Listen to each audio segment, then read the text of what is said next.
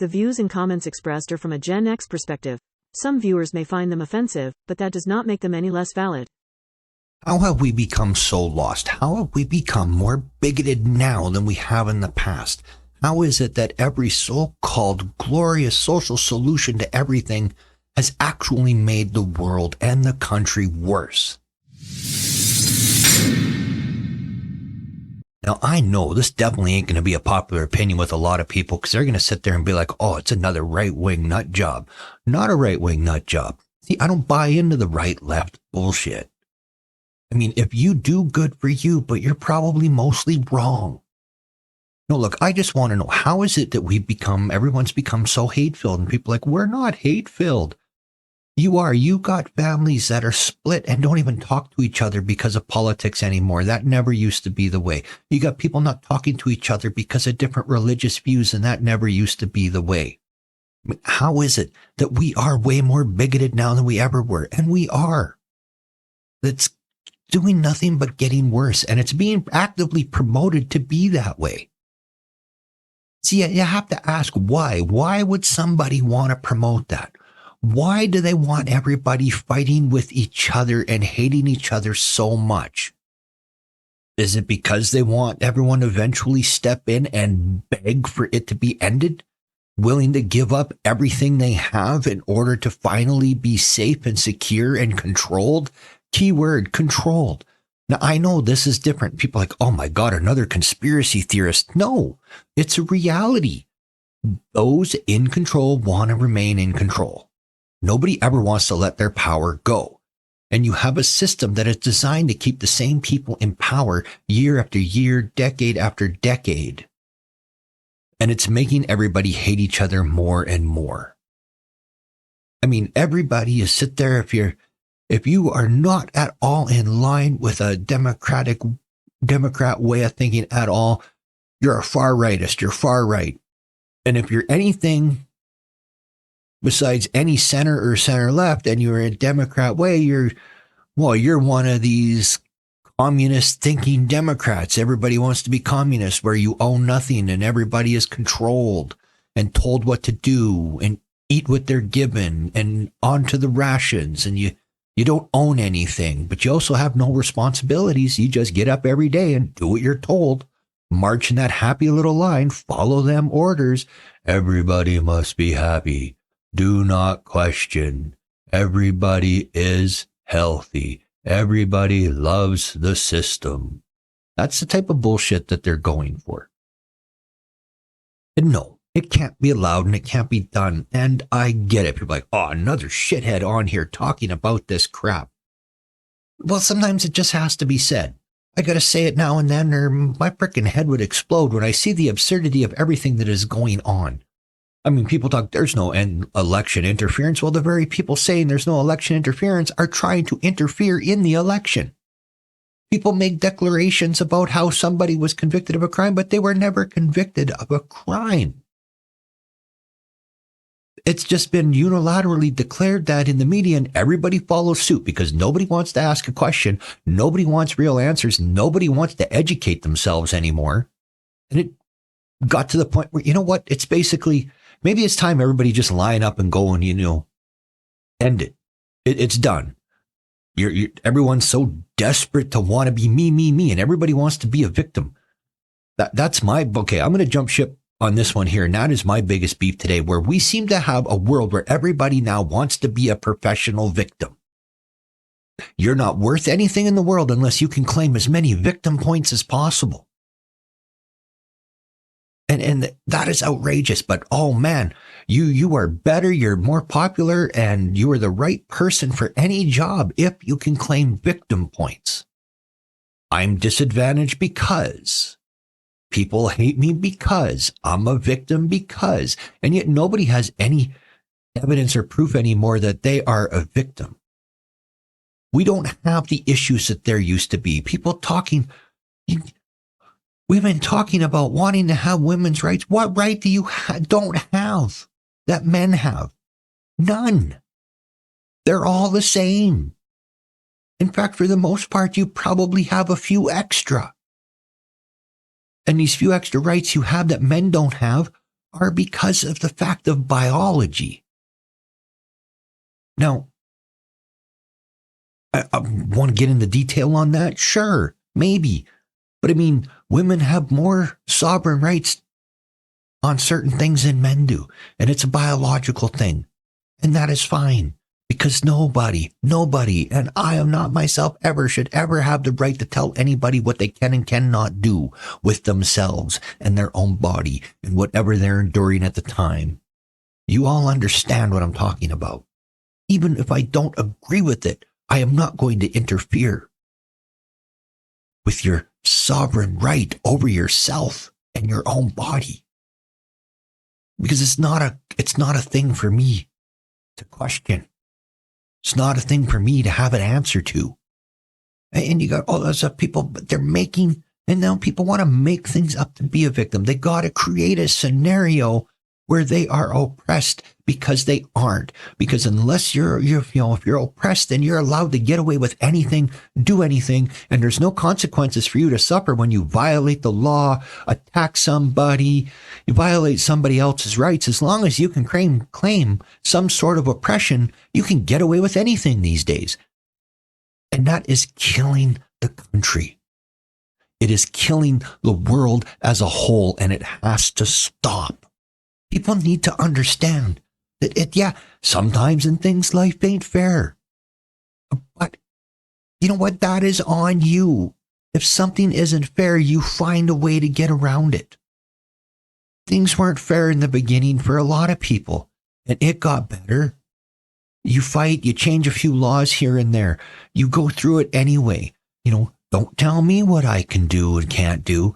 You go ahead and do it, but you don't turn around and try and pigeonhole yourself into some sort of oppressed victim just so you can get away with being an asshole. Now, I get it. Obviously, I'm going to end up reading the comments on this and they're going to be like, look at this, another asshole full of shit, and he's talking and he's mouthing up and he don't know what he's talking about. Do you know what you're talking about? Do you understand the consequences of the things that people are asking for and doing? Everybody's demanding things, but nobody is looking at the consequences of it down the road. Once you give special privilege to one group, you have to give special privilege to everybody. And then you wind up in a scenario, in a situation where everybody is different rules, different laws, different everything for everybody. And it don't work. Nobody gets along. The sides fight. You wind up with wars. You wind up with people hating each other. You wind up with more segregated neighborhoods and cities and towns and areas of the country than you ever had. All because somebody wants to be a victim so they can evoke some sort of special privilege that they think somebody else has that people don't. The only real privilege there is in this country is the privilege that wealth buys you and the doors that it opens if you have money. But I'm not going to turn around and tell somebody with a shit ton of money that they should turn around and hand it over to me to make things more equal and make me privileged just like them. No, because I have the same ability and the same right and the same privileges of trying to achieve them same things that they accomplished. Or people are going to think, oh yeah, but there's a lot of people that didn't accomplish anything. They just inherited their wealth. Well, go out and try and build generational wealth. Generational wealth is disappearing because people don't want to continue to add to it. They just want to spend it and they want to lose it, and it's gone just like that. See, generational wealth doesn't go away because if they had it then learn, and it's set up and it stays that way, and they essentially live on allowances. Very big ones, but they have all the properties already bought and things look after themselves. Why don't you try building generational wealth? Stop being selfish. Have a generational home. Everybody work together. Inside your own family, why don't you do that? Farmers always made it. People made it in the past before and wound up being wealthy because they would have, you start when they had the land and you had the landowner and they had it, but then they would have their home and then another home, and it was generational. They built on it. They built something. Nobody wants to build anything anymore. Everybody just wants to have it handed to them. You know, millennials are pissed off because boomers are spending their money instead of getting ready to pass it over to them when they die. And yet still when they do pass on and goes to the millennials, it's going to be the single largest transfer of wealth in history.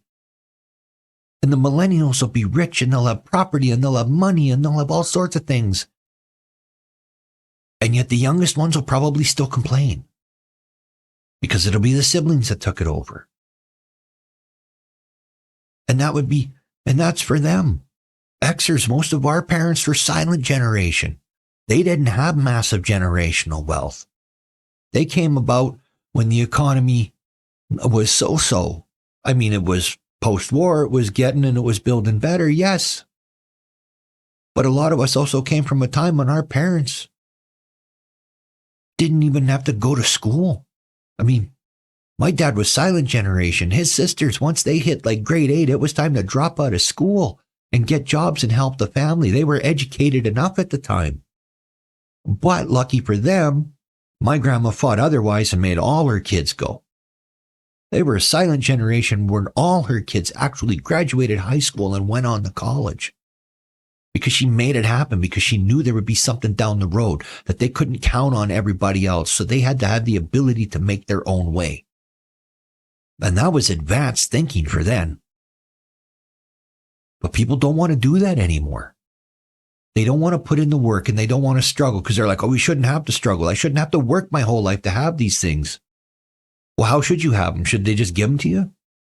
Or should the rest of us work so you can have something for free? Explain to me how that is supposed to be better. That you'll have a big segment of population that'll just live off of everybody else. If you're not willing to do the work, then you don't deserve the end product. It's as simple as that. If you don't want to sit there and actively engage and make the country better, then maybe you shouldn't benefit from the fruit that comes from the nation. But no, someone's got to come along and they have to create a controversy. They have to create a view of some sort of oppression in this day and age. And what has happened is we have become a more bigoted, hateful nation than we have been in decades. And what is the reasoning behind it? What purpose does it serve? And whose purpose does it serve? I mean, does anybody sit back and think, what are they getting out of this? What are they getting out of everybody being so hateful and divided? There has to be something they get from it, or they wouldn't be promoting it. They wouldn't be pushing these ideas. I know things change, but that's what happens when you talk. The flow goes and you just kind of keep going sideways on it. I get it. And there'll be people that don't want to listen and don't want to hear it. And I get it. And that is okay. That is our right. If you stuck this long, you at least listen. You don't have to like what a person says. You don't have to agree with what a person says. But if you don't listen to an other side or a dissenting viewpoint of what you already think, how do you ever understand and make a decision? You don't ever have to like what somebody says or agree with somebody says to be able to listen and understand. Understanding what somebody says or understanding somebody's viewpoint or where they are coming from does not mean you agree with it. It does not mean you support it. It just means you are willing to listen and talk and engage. And we don't have near enough engagement anymore. It seems to be something that people don't want. They don't want anybody talking. They don't want sides coming together and having actual conversations. Because the more divided people are, the easier they are to control. You know what they say, divide and conquer. Anyway, this is Drac. I'm out of here. Going to go have some tea, mellow out, bring the blood pressure down a little bit. So stay safe and peace out, everyone.